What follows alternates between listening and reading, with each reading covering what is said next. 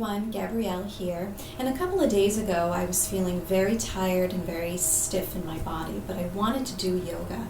So I did this sequence, and by the end of my practice I really felt relaxed and so much more soft in my body. So I thought I would share part of that sequence with you today. And you're going to need a block, and if you don't have a block you can use a book. You'll also need a yoga strap, and if you don't have that you can use a tie, a dog leash, any of those items would work. So let's get started. So I'm going to prepare my strap, and if you have one like mine you can also begin to prepare it and just loop it around in your body so it's ready to go. Go ahead and come onto your back. And we're going to be moving into butterfly pose. So bring the soles of the feet together. And you can allow the palms to open or rest in the insides of your thighs or right onto the ground. And allow your eyes to close and begin to connect with your breath. Relaxing your face, relaxing your jaw, widening the collarbones as you release your shoulders down into the ground, releasing the shoulder blades, softening the spine, and feeling your sacrum grounded down into the earth. And letting yourself completely go as you open yourself up to receive your practice today. Take a big breath in, inhale, and exhale. Inhale, and exhale. And one more time, inhale, and exhale. And then allow your eyes to open. We're going to be moving into a twist. So taking the right leg over the left leg, coming into root twist. Many of you know this is one of my favorite twists to do. You can wrap the right leg under if you'd like, or not.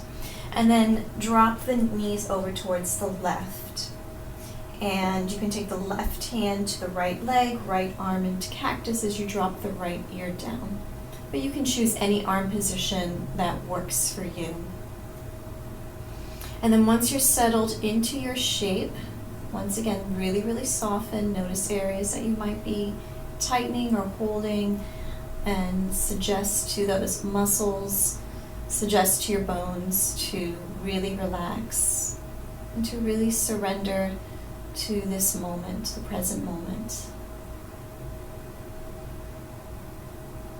And continuing to breathe. And if the breath doesn't feel deep, if it's feeling a little short or not as deep as you'd like it to be, eventually it will deepen on its own as the body relaxes and your central nervous system will receive that message and the breath will deepen on its own. 3 more breaths here. 2. And 1. And then let's come up to center.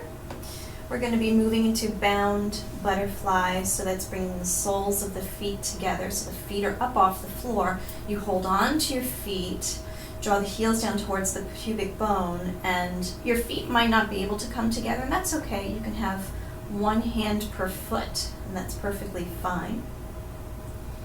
And then you'll feel your spine lengthen as the arms lengthen.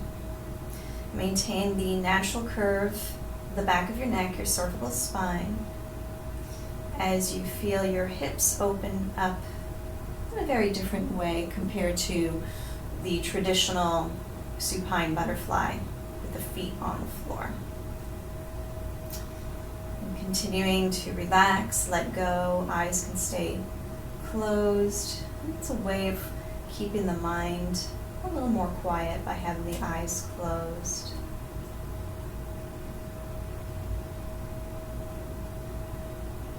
Filling up with fresh breath, and exhale all the stale breath out. More breaths. 2, and 1. And then you'll place the left foot to the floor. You'll need your strap now. So taking your strap to just beneath the big toe mound, and you're going to lengthen your leg up towards the ceiling. And you can keep the left knee bent for support if the hamstring is feeling really tight, or if you need a little support for your lower back. Otherwise, feel free to lengthen the leg out, and you'll definitely feel it much more in your hamstring. So keeping the leg straight up towards the sky, pressing the foot into the strap. And if you don't have a strap like mine, your hands will be holding on to the strap. But I don't want you to grip so much that it starts to stress the tendons in your hands. Just go ahead and try to softly hold your strap here. And if you have a hands-free strap, then your hands can just gently relax on the floor. Maybe they come to the belly, maybe they come to the chest. And once again, connect with your breath and enjoy this moment. If you're working with the leg lengthened, it could be very soft or engaged. It's up to you. Or maybe you play with both of them. 5 more breaths. 3, 2, and 1. Go ahead and release your strap. Point your toes up towards the ceiling, and you slowly lower your leg back down to the ground. Don't rush at all. You'll get more out of it by going slow. You create control and stability for the hip joint. No jerky movements. Slow and steady, slow and strong. Once your heel reaches the mat, take a mini Shavasana here.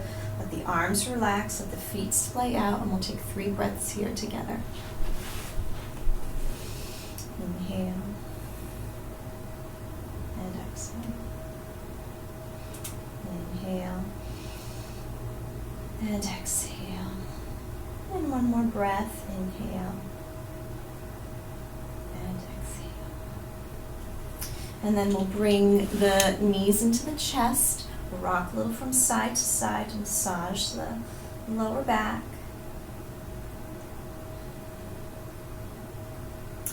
And then we'll get ready for our twist to the other side. So bring the right foot to the floor, left leg will cross over towards the left leg on the right, and then the knees will drop over towards the right side. You can wrap the legs around so it looks a little like eagle legs, and then the right hand can come to your left leg, left arm into cactus, and then you would drop your left ear down towards the left side.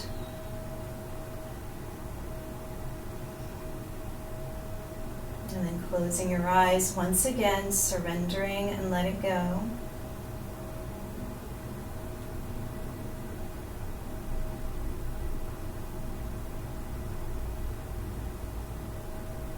And releasing all the tension out of the spine, out of your body. As we give ourselves this opportunity to begin again. To relax, to soften, and rediscover.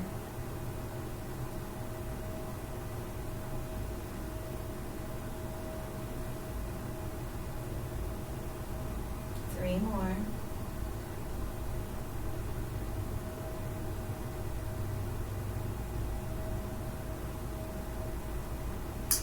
Inhale, come up to center. We're going to take a second bound butterfly. So the soles of the feet come together, holding on to your feet as you draw your heels down. Lengthen the arms to help create length through the spine. Sacrum will be flat to the ground. And maintaining the natural curve of the back of your neck. So you don't want to point the chin up, or you don't want to excessively point the chin down towards the heart, but maintaining the natural curve of the cervical spine.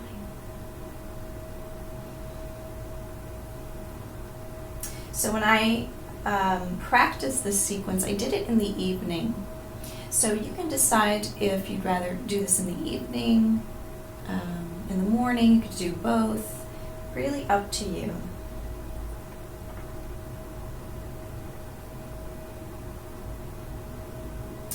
Let's go ahead and take the right foot to the floor, and we're going to stretch the left hamstring. So grab a hold of your strap, place it right underneath the big toe mound, approximately there. As you lengthen your left leg, you can kickstand the right foot, right leg, if you choose to. Okay? Give yourself that support. Otherwise, go ahead and lengthen the right leg. Okay? And if your hand's free, feel free to place your hands anywhere they'd like to go. If your hands are not free, again, don't grip and create unnecessary tension for your hands. Okay? And you keep pressing through your strap so you get the full stretch all through the back of your hamstring. And remembering that it may feel a little uncomfortable, but that's okay as long as it's not painful, as long as you're not feeling anything sharp, anything twitching, pinching, you're okay. But discomfort, very, very normal. Okay. Couple more breaths here.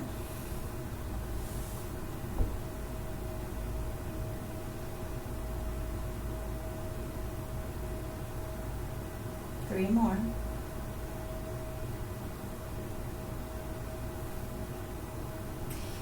And then you'll release your strap, point your toes, and once again slowly lower your leg.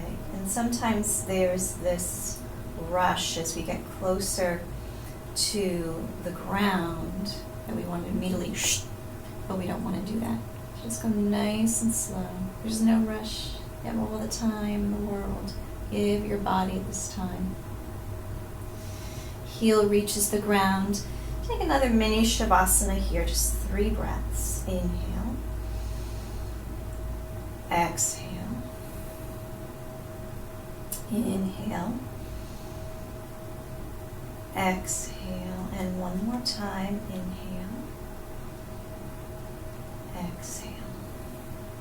Opening up your eyes. We're all done with the strap, so go ahead and move it aside. And now we're going to be kneading our block. So take your block underneath your hips. And what we're going to be doing here is I practiced supine pigeon with a block. And it really brought a different experience to my body. It stretched my muscles differently, my bones felt differently. So give it a try, and if you don't care for it, just push the block aside. And we're going to go through all the pigeons. So pigeon number 1, pigeon number 2, pigeon number 3 with the block. And we'll spend a couple of breaths in each of those variations. Okay. So pigeon number 1 is taking the right foot, right ankle on top of the left leg, and of course relaxing here. You can move a little from side to side if that feels nice. Now, I'm a little on the thin side, so when I do the rocks, it doesn't feel so good in my body. It digs a little into my lower back, so if that's happening, you can always put a blanket or just don't do the rocks at all. Okay? Or just simply be still, just like this. Hands can relax to the floor. Enjoy your breath. The breath is so important to the practice. It's the fuel of your practice, the drink of your practice. Let's go ahead and take it to pigeon number 2. So that's bringing and lifting the left foot off the ground, and you'll see the hole in between your legs. You'll thread the right arm, hold on to your shin, interlace your hands at the shin or underneath your hamstring. Again, it has to do with how long your arms are. I have very long arms, so this is much more comfortable for me. Okay, and once again, you can rock from side to side. I'm gonna not do that. And just being still, and there's a beauty in stillness as well. We don't always have to be moving.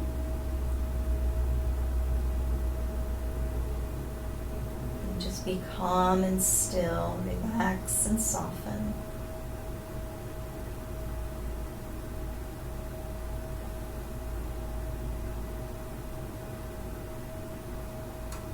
Five more.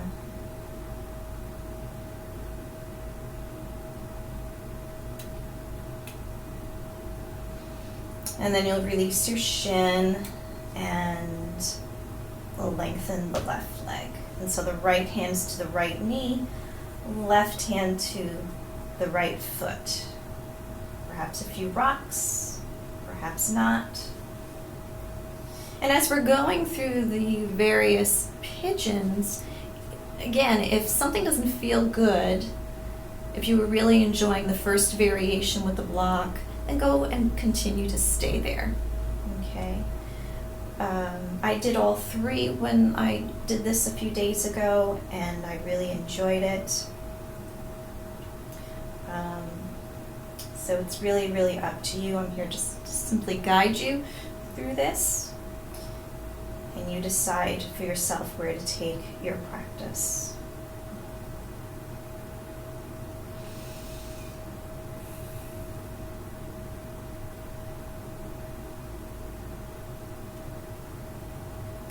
Go ahead and release the right leg. Continue to keep your block where it is, so you lengthen out. And then go ahead and relax the arms. The feet are going to splay out. Chest will rise. Take a couple of deep breaths here. And again, if there's any discomfort in the lower back, you can always remove the block and bring your knees into your chest. That's where we're going next. 3 more breaths. 2 and 1. Knees to chest. You might have to adjust your block a little bit. It might move.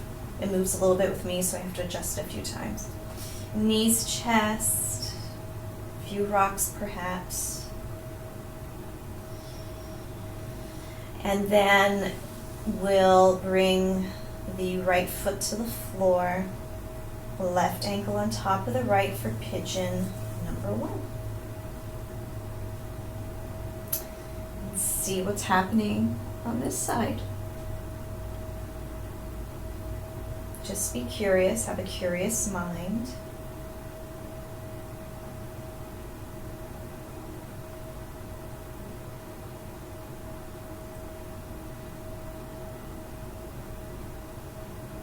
And as flexible as I am in my hips, there are days that I just prefer to be in this very simplified version of supine pigeon.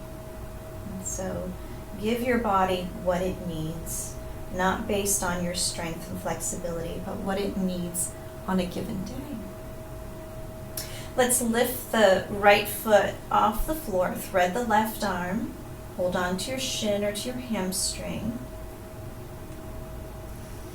And you can move a little bit or not. I'm just quickly demonstrating that. Again, it doesn't feel so good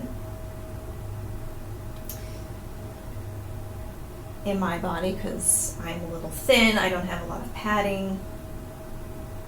It's been the story of my life since I'm a little girl.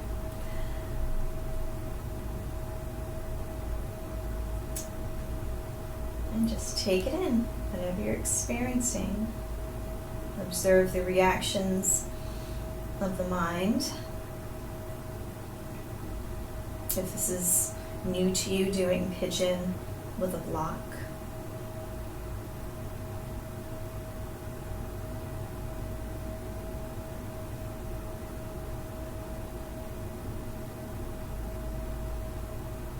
Just a couple of more breaths.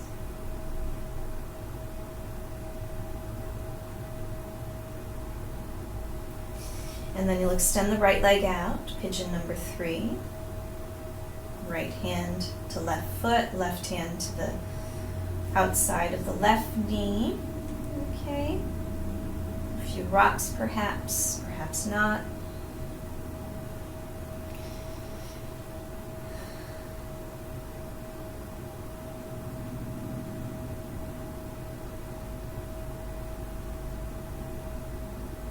And just take it in. Just observing what feels different in your body, your bones, your muscles. And if you're not feeling anything very different, or it doesn't feel really good in your body, it doesn't mean you're doing it wrong. We're all so very different. And when I did this sequence a couple of nights ago, I just felt prompted to do it with a block, so I just did it and it felt really, really good. I normally don't use the block, but something told me to use it, so I did. And it felt really nice. Go ahead, release your leg. Extend both legs out once again. Couple of deep breaths here.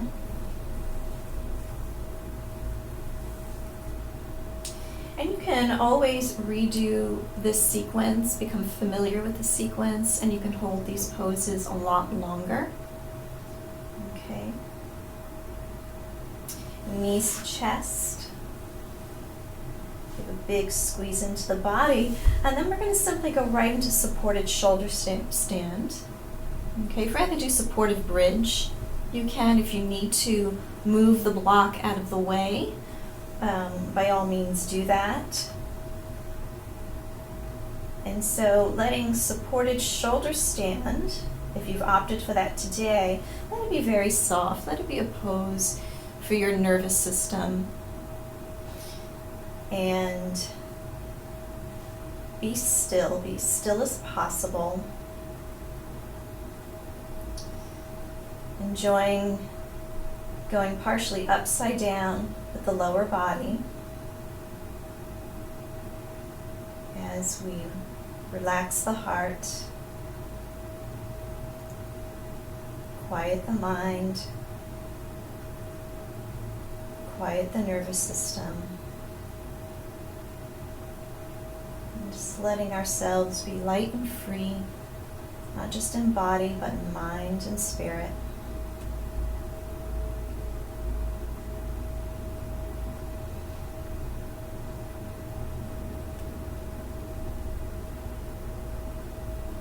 Five more breaths.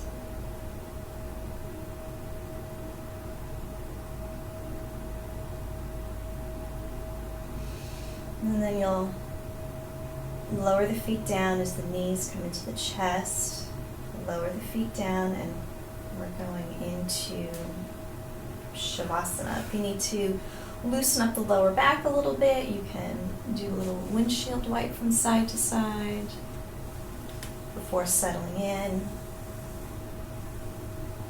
But otherwise, you'll begin to extend both legs out, about 6 to 8 inches apart, bringing the arms along sides of the body, A-frame position, palms facing up, continuing to receive your practice, and letting the weight of your body drop down into your mat, releasing all tension. And when you remind yourself to release all the tension while holding, you'll find the body dissolving more deeply into your mat, and even the feet splaying out as the weight of your heels press down. The feet will splay out further. Relaxing your face, your jaw once again, relaxing the collarbones, widening the collarbones, keeping the chest open, letting the breath move with ease. And thank you so much for practicing with me. Take care and be well.